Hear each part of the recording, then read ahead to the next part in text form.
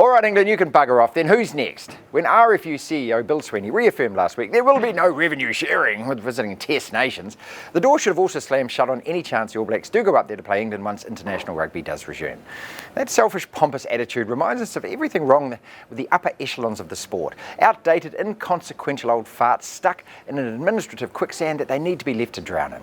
Memo to Mr Sweeney: if the All Blacks aren't getting paid, guess what? We don't come to play. It's that simple. Forget all the previous rules and regulations because none of them now count for diddly. When this brave new sporting world of ours does return to some degree of normality, what used to happen no longer applies. World rugby as an entity is becoming more irrelevant with each passing day. The world of rugby, as every fan knows, is in one hell of a fug at the moment, and only the bravest and boldest of people and ideas are going to ensure it even survives this COVID calamity. The old competitions and the old calendar are just that, old. Who even knows when or if international travel gets back to what it once was? Who also knows whether the freedom of international contact and border crossing without significant isolation or quarantine periods is ever going to be relaxed?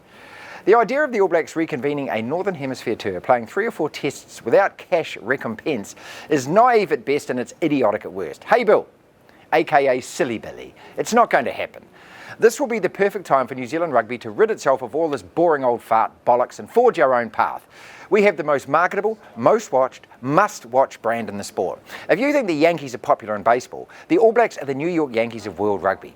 We are the one team every team wants to play and every fan wants to watch.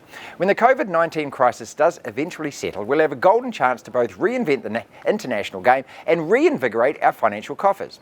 The easy answer being to bring back longer tours. Imagine the All Blacks heading to South Africa on a 10-match tour later this year, culminating in 3 tests against the world champs. Who in the world of rugby isn't going to want to watch that? And how easy would that be to sell to a hungry international audience?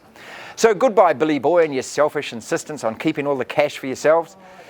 As George Bush once said, read my lips. The All Blacks want to play, the All Blacks need to play. But just as big a want is the need to be paid.